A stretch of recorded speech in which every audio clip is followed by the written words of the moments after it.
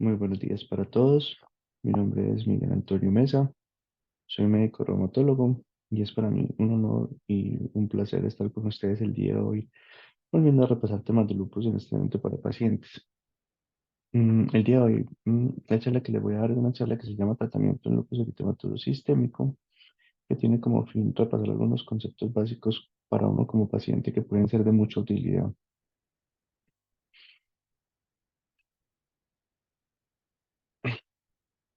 Muy bien, entonces comencemos.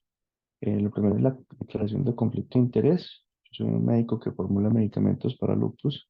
En los laboratorios médicos me han dado a mí patrocinio para eventos a congresos, para exposiciones y demás, pero esta charla es una charla que es producto de mi esfuerzo intelectual, no ha sido realizado por terceras personas.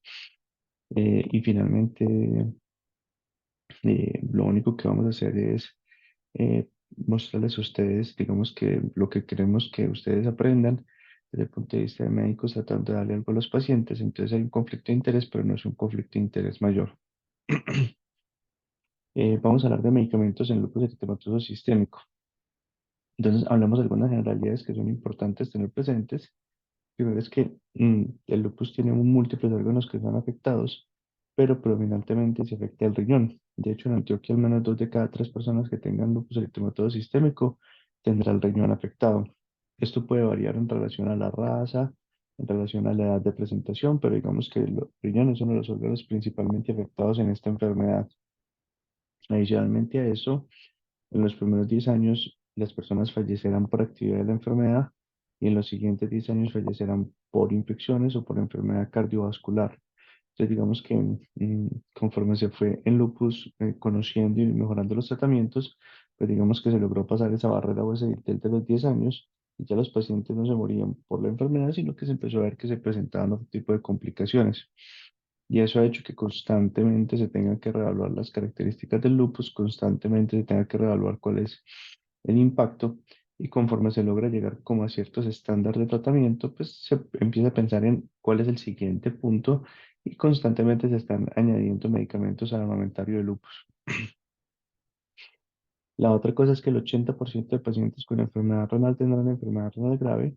Esto es muy importante en nuestro medio porque somos una raza, lo que es la raza negra y la raza merindia, o sea, digamos que todo el mestizo que tenemos aquí en Antioquia, tenemos formas de lupus que son relativamente graves en comparación con otras latitudes, como por ejemplo Europa, y eso hace que nuestro lupus sea un lupus de un comportamiento especial. Y hay que recordar que la historia natural de la enfermedad, cuando se escribió inicialmente, mostraba que el 80% de los pacientes que no recibían tratamiento oportuno terminaban en diálisis. Entonces, el lupus con compromiso renal es una enfermedad grave que puede llevar al traste con la función del órgano. Y la otra cosa es que cuando se da un tratamiento efectivo, eso cambia menos del 10%, o sea, se cambia completamente las tornas y se observa una mejoría ostensible pues, en el pronóstico de los pacientes. La otra cosa es que hay dos conceptos que uno como paciente no los tiene a veces claro, que es la actividad y el daño. Entonces, actividad es todo aquello que sea derivado del lupus como tal, cuando está activa, genera la inflamación. Y la inflamación está dañando los órganos. La razón por la que usamos esteroides, inmunosupresores y demás es para evitar la presencia de actividad, para que el lupus no esté activo. Y cuando nosotros hablamos de daño acumulado, es porque ya hay un defecto en el funcionamiento de un órgano. Este defecto es de carácter irreversible, o sea, es un daño que ya no se va a mejorar. Y el daño, a diferencia de la actividad que solamente puede ser presentada por la enfermedad, puede ser presentada por 3 tipos de cosas. O 3 tipos de cosas nos generan daño en lupus eritematoso sistémico. La primera cosa es la actividad, es decir, la inflamación no controlada del lupus que daña un órgano y ese órgano ya no se puede recuperar. Las comorbilidades, es decir, yo tengo lupus y por culpa de mi lupus o de mi tratamiento desarrollé una segunda enfermedad y esa enfermedad me está dañando mis órganos. Y la tercera es el tratamiento y es que los medicamentos que utilice para tratar el lupus pues me pueden afectar o dañar otro órgano y en este caso es un daño por tratamiento. Entonces, voy a ponerles algunos ejemplos. Un paciente de 32 años con un diagnóstico de lupus dice que tiene mucho dolor en las articulaciones y tiene unas lesiones en piel, tiene el tipo lupus discoide. Recordemos que el lupus discoide son las lesiones que se dan, digamos que en cara predominantemente, que tienen como un borde rojo con un centro con cicatriz y tiene una creatinina que era normal de 0,8 y hoy viene con 1,8 miligramos por decilitro, es decir, que la función del riñón se está dañando, tiene la presión alta. La paciente adicionalmente a eso tiene anticuerpos antifosfolípidos positivos, pero no ha tenido en este momento trombosis o otra clínica que haga pensar que tenga el diagnóstico de síndrome de antifosfolípidos. Es decir, es solo portador de anticuerpos de síndrome de antifosfolípidos. Y la paciente está en manejo con prednisolona 5 miligramos, hidroxicloroquina 200 miligramos y methotrexate 20 miligramos por semana. El paciente concluye que la paciente tiene enfermedad, el reumatólogo, perdón, concluye que la paciente tiene enfermedad grave y esta enfermedad grave está dada por una disfunción del riñón que indica que el lupus está amenazando la vida dado por una amenaza en la función de un órgano y en ese momento decide iniciar pulsos de metilprednisolona, es decir, pone metilprednisolona 500 miligramos por 3 días y posteriormente deja una dosis alta de esteroides. Esta metilprednisolona dosis alta la pone para tratar de frenar en seco el proceso inflamatorio, es como un freno de emergencia y así tener tiempo de poner otros medicamentos. Él continúa con la hidroxicloroquina 200 miligramos día, que es un manejo estándar para lupus, y dice que methotrexate ya no le va a servir porque methotrexate no tiene buen efecto en riñón y le hace un cambio por micofenolato para poder empezar el tratamiento en la parte del riñón y garantizar que el riñón, que es el órgano más importante afectado, no se vea dañado. El paciente se pierde, llega 6 meses después, la creatinina estaba en 1,2 miligramos por decilitro. Recordemos que previamente tenía un valor de 0,8. Las lesiones en piel han mejorado la mayoría, pero quedaron algunas cicatrices. Presentó un accidente cerebrovascular, es decir, le dio un derrame cerebral. El paciente ya está diabético y el paciente tiene cataratas. Y estas son las lesiones de lupus discoide, como ustedes observan, son las lesiones que dejan cicatriz. Entonces, en el momento el doctor no encuentra signos de que haya actividad, es decir, la actividad del lupus fue controlada, pero se generó daño por medicamentos y se generó daño por ciertos factores. Entonces, ¿por qué se generó daño? Entonces, la actividad del lupus dañó el riñón y el riñón no mejoró completamente. Recordemos que está en 0,8 y quedó en 1,2. Hay un porcentaje de riñón que se perdió que no se pudo recuperar. Y adicionalmente a eso, la actividad del lupus dejó una cicatriz en la cara, por lo que decimos que el compromiso cutáneo también generó o dejó su impronta o su cicatriz. Entonces, en este paciente hubo una actividad por el lupus, se controló la actividad y a la hora de evaluar el daño tenemos daño por el lupus. Pero adicionalmente a eso, tenemos los anticuerpos antifosfolípidos que generaron un accidente cerebrovascular. En este momento el paciente ya se diagnostica o se clasifica como un paciente con síndrome antifosfolípido y fue el síndrome antifosfolípido el que dejó el daño neurológico, pero se considera un daño por comorbilidad. Y adicionalmente a eso, la diabetes se inició o debutó después del uso de los esteroides. Posiblemente la diabetes fue por el uso de los esteroides. Y aquí la aparición de la diabetes se considera daño, pero no solamente se considera daño en la diabetes, sino que la diabetes, como ya va a persistir, va a generar más daño al paciente y va a ser una fuente de daño adicional. En este caso, el tratamiento de la prednisolona generó la diabetes, que se considera que es un daño, y la prednisolona ocasionó las cataratas, que se considera que es un daño. En resumen, ¿cuál es la meta del tratamiento? En resumen, la meta del tratamiento entonces es lograr el control de la actividad lo antes posible para evitar que se produzcan daño por la enfermedad, aparición de comorbilidades y daño por el tratamiento. Pero recuerden entonces que los pacientes entonces fallecen, o podríamos sintetizar que los pacientes fallecen en la primera década por actividad y en la segunda década por el daño acumulado que presentan cuando el daño se va acumulando de manera importante. Eh, Con el tratamiento hay que tener algunas cosas claras. El medicamento que controla la actividad de forma más rápida son los esteroides. No hay nada que sea igual, no hay nada que sea mejor. Los otros medicamentos son muy lentos. Los esteroides todavía son el pilar del manejo del lupus, por lo menos en las fases agudas. Pero también el medicamento que genera más comorbilidades son los esteroides. Y el medicamento que acumula más daño son los esteroides. ¿Cuál es la conclusión que nosotros podemos llegar? Es que los esteroides son un mal necesario. Es decir, son muy buenos, pero tienen un perfil de, digamos que acumulación de daño en el tiempo que hacen que sean indeseables en el tratamiento prolongado. Y este es simplemente para que ustedes vean, básicamente en la línea azul estamos hablando de la actividad. Miren cómo el paciente va subiendo y bajando como si fuera una montaña rusa haciendo distintas crisis de enfermedad. Pero miren cómo normalmente se va produciendo una acumulación de daño y esa acumulación de daño va progresando en el tiempo. Esa acumulación de daño es porque cada crisis deja un poquito de daño y por eso es tan importante tratar de mantenernos en un estado de remisión persistente. Y también por eso es claro por qué los pacientes tienen complicaciones por el daño al final, después de la segunda, perdón, después de la primera década, cuando han pasado muchas crisis y se ha alcanzado a acumular suficiente daño. Entonces, ¿por qué se usan los medicamentos de este tipo de lupus? Lo primero es porque el lupus es una enfermedad autoinmune, se confunden partes del cuerpo como extrañas y en ese sentido nosotros debemos inmunomodular. El objetivo del tratamiento es evitar que las defensas reconozcan las partes del cuerpo como propias, como extrañas, que se produzca inflamación y daño. Y en ese sentido nosotros tratamos de inmunomodular sin inmunosuprimir. Es decir, regular el sistema inmune sin hacer que funcione mal o que funcione menos. Esto no siempre se logra, pues obviamente hay infecciones en algunos pacientes, pero si hubiera un tratamiento ideal y perfecto sería lograr inmunomodular al paciente sin llevarlo a inmunosupresión. ¿No? Todos los medicamentos tienen efectos adversos, no hay un medicamento seguro. El único medicamento seguro es el medicamento que no se toma, pero lo que los reumatólogos y los médicos internistas y los médicos generales y los dermatólogos y todo, como la parafernalia y toda la panoplia de especialidades que están encargadas del tratamiento de lupus hacen, es que hacen un contexto y hacen un balance que se llama el balance riesgo-beneficio, y con este balance tratan de utilizar los medicamentos que nos den el mayor beneficio con el menor riesgo posible. ¿Qué medicamentos son claramente no recomendados?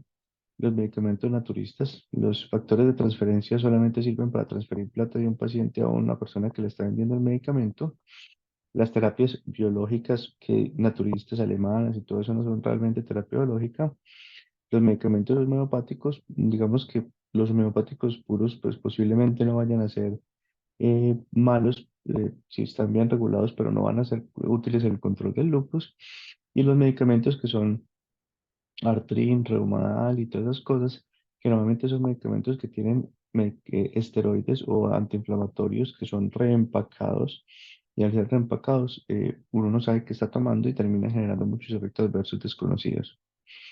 Medicamentos recomendados por el farmacéutico es una costumbre muy común en nuestro medio día, donde el farmacéutico a ver qué inyección le pone.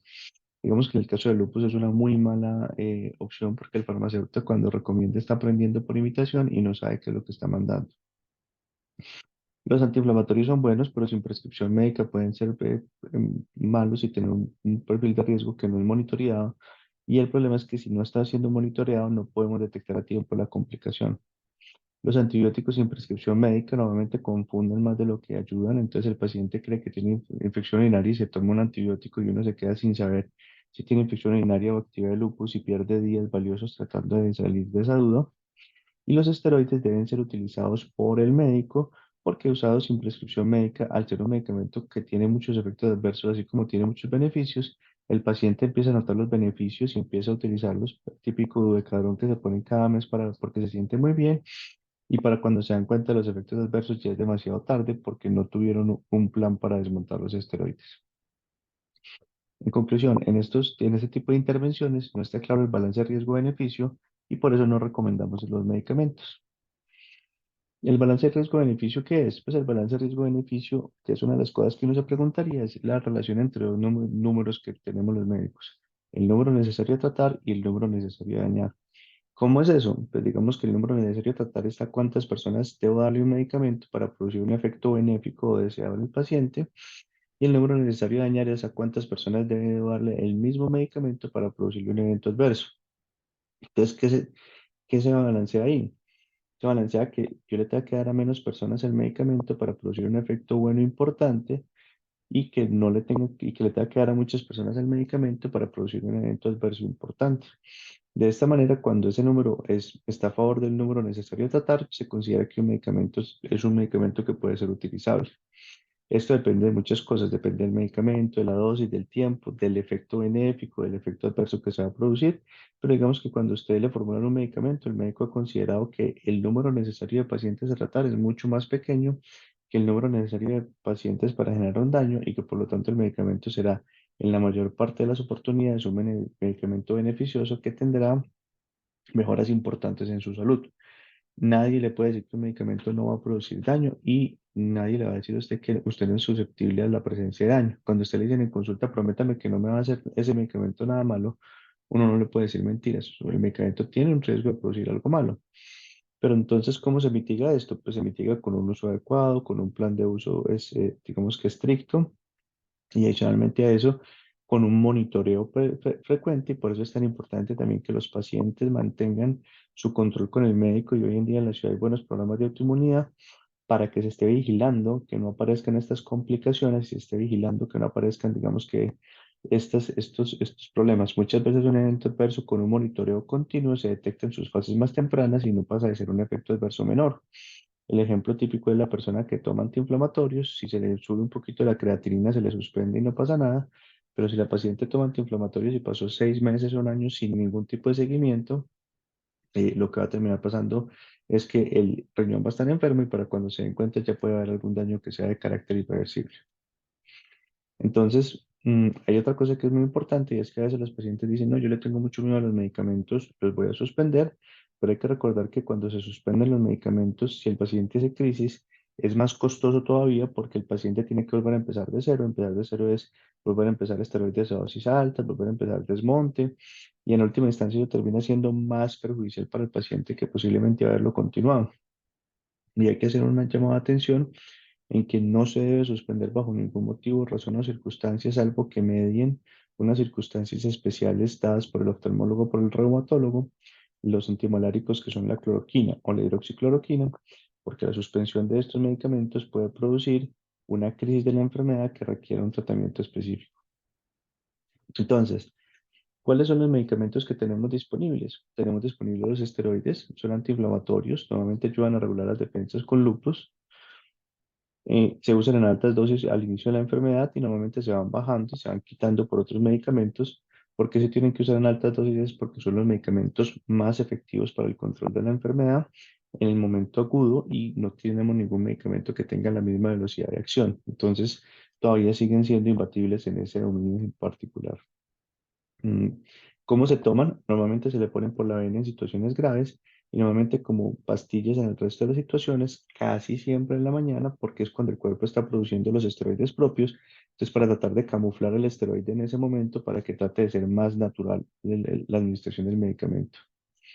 ¿Qué efectos adversos puedo tener? Todos. Da hipertensión, diabetes, colesterol, estrías, cataratas, osteoporosis, piel apergaminada, cambios psiquiátricos, etcétera, etcétera, etcétera, y sigue, la lista sigue y sigue y sigue. ¿Se pueden prevenir estos eventos adversos? No se pueden prevenir, es decir, no hay un tratamiento que le diga cuando usted tome esto no le va a pasar nada de eso. Lo que sí se puede hacer es que se pueden disminuir de manera importante con una estrategia clara, es decir, usar el esteroide por un corto periodo de tiempo, poner otros medicamentos para que no sean necesarios los esteroides, y todo eso hace que rápidamente se disminuya la dosis y que la presencia o aparición de estos eventos adversos sea la menor posible, o incluso en algunos casos cuando se hace rápidamente puede ser mínima y casi indetectable. Entonces la gente dice, pues doctor, entonces yo no voy a tomar los esteroides. Si usted tiene un lupus grave y usted no toma esteroides, que no le quede la más mínima duda de que el desenlace será fatal. Es decir, los esteroides se usan porque el beneficio es un beneficio que es evitar el daño de un órgano, evitar la disfunción de un órgano, evitar la muerte del individuo. Entonces, muchas veces la gente se deja abrumar por los efectos adversos y se le olvida que es que el lupus per se es más dañino que los esteroides y que un lupus no controlado pudiera ser malo. ¿Cuándo son malos los esteroides? Cuando no tienen un plan, cuando usted no sabe por qué los pone, durante cuánto tiempo los va a poner y lo más importante, cuál es su plan para quitar el esteroide. Entonces la gente dice, no, pero doctor, yo ya me sentía muy bien, yo estaba tomando 15 miligramos de prednisolona, el doctor me empezó mi tratamiento, yo me siento muy bien y lo voy a suspender. Hay que recordar que el cuerpo tiene una cosa que se llama las glándulas suprarrenales, evidentemente como ven en la fotico porque están encima de los riñones, y esas glándulas producen el esteroide propio. Ese esteroide es un esteroide que tiene un ciclo de producción, como ustedes pueden ver en la gráfica, más o menos entre las 4 y las 6 de la mañana está como el pico de esteroides, o sea, el cuerpo produce como todo el esteroide que usted necesita para arrancar el día, y cuando usted le da esteroides a una persona, el cuerpo deja de producir esteroides. O sea, esta gráfica ya no se ve porque el cuerpo no necesita producir los esteroides. Entonces, si yo suspendo súbitamente un esteroide sin que mi médico me haya ayudado a suspenderlo, lo que termina pasando es que termino teniendo una crisis de la enfermedad, termino teniendo una cosa que se llama una insuficiencia suprarrenal, que es como un episodio de presión baja, que no responde a nada, que se confunde mucho con una infección y eso puede ser peligroso para el individuo. Entonces, digamos que uno puede querer suspender los esteroides, uno está en todo el derecho de manifestarle eso al médico y en teoría, si es posible, se debería diseñar un plan para suspenderlos si es así. Lo que nunca se debe hacer es suspender un esteroide de manera súbita porque si el paciente hace una insuficiencia suprarrenal, se puede poner muy enfermo y puede terminar incluso en una unidad de cuidados intensivos. Otro medicamento que nosotros vemos alguna vez es la ciclofosfamida, que se utiliza en casos muy graves. Es un agente alquilante del DNA. Es utilizado en quimioterapia del cáncer y alquilante es que se pega el DNA y no deja que el DNA haga como su proceso normal y por eso las células se mueren. A pesar de que se usan medicamentos de quimioterapia, debemos recordarle que es un mito que pasa mucho, que el lupus no es una forma de cáncer. Ya dijimos que el lupus es una enfermedad autoinmune. El cuerpo pierde la capacidad de reconocerse a sí mismo, mientras que en el cáncer el lupus pierde, perdón, en el cáncer las células pierden la capacidad de morir y empiezan a reproducirse sin control y empiezan a dañar los órganos. Es porque el órgano empieza a ser invadido por unas células que no siguen ninguna regla. ¿Por qué usamos este medicamento o una quimioterapia en el manejo del lupus? Porque es un medicamento que es muy útil, que regula las defensas y apaga de manera muy intensa la actividad del lupus cuando amenaza la vida. Y es un medicamento que se utiliza para formas graves y está recomendado como primera línea de tratamiento por todas las sociedades de reumatología del mundo. La ciclofamida cambió el mundo del lupus porque permitió controlar el lupus sin tener que usar esteroides. Y entonces ya pasamos de ese paciente que no se moría en el primer año por el lupus. Después llegó el paciente que podía morirse entre los primeros 5 o 10 años porque se tenían que usar dosis muy altas de esteroides sin poder bajarse nunca. Y ya llegamos ahora al paciente que puede vivir lo mismo que vive una persona normal porque ciclofamina y otros medicamentos permitieron que ya no se tuviera que usar crónicamente esteroides, sino que se pudieran ahorrar los esteroides y que una vez el esteroide cumpliera su función, se pudiera retirar para que la persona no tuviera que seguir utilizando este medicamento. ¿Tienen los mismos efectos que los medicamentos para el cáncer? La respuesta es no. La dosis en lupus es mucho más pequeña. Normalmente no se tienen los mismos efectos adversos. Puede haber algo de caída del cabello, puede haber algo de náuseas, pero realmente no son, digamos que manifestaciones graves, pues como que el paciente que no puede salir de la casa porque vomita todos los días, ni el paciente que se queda calvo. Puede haber un riesgo de infecciones, es verdad, aunque este riesgo es un riesgo que es menor comparado con cuando se usa con quimioterapia. Y en las mujeres, en especial si son mayores de 30 años, puede haber riesgo de que entren en menopausia temprana. Es un medicamento que es muy conocido por el lupus y a pesar de todas estas cosas, como les digo, es el medicamento que cambió la historia del lupus y que garantiza que las personas del lupus entren en un estado que se llama remisión. Es decir, cuando el lupus se duerme y ya se queda como en un estado más suave que puede ser manejado con otros medicamentos. Mm, Normalmente el estándar de aplicación es poner una dosis durante 6 meses en la vena cada mes y eso es como el estándar en este momento, aunque ese estándar ha cambiado y el pasado era distinto y puede que en el futuro se modifique un poco más. El siguiente medicamento es micofenolato. Este medicamento es un inmunosupresor que se usa en trasplantes para evitar que el cuerpo rechace estos y en esta medida es un medicamento que parece lógico, pues digamos que si en un trasplante yo rechazo un órgano externo, en el lupus yo rechazo un órgano interno, pues debería servir el mismo medicamento. ¿Por qué se usa? Porque es un medicamento, como ya dijimos, que evita que el cuerpo rechace órganos y como el cuerpo, en el lupus hay un rechazo general a varios órganos, digamos que sirve para evitar estas manifestaciones y para evitar esta actividad. Y en el lupus está, digamos que a la par de ciclofamida para las manifestaciones graves. Quizás para las manifestaciones más graves se siga prefiriendo la ciclofamida porque tiene mucha mayor evidencia en manifestaciones de ultra mayor gravedad, pero las manifestaciones graves normales micofenolato y ciclofamida están a la par y son medicamentos que son autorizados y recomendados por todas las asociaciones de reumatología del mundo. ¿Qué eventos adversos tiene? Nuevamente, como todo inmunosupresor, puede favorecer infecciones, puede producir distensión abdominal y diarrea y no tiene efecto sobre la fertilidad.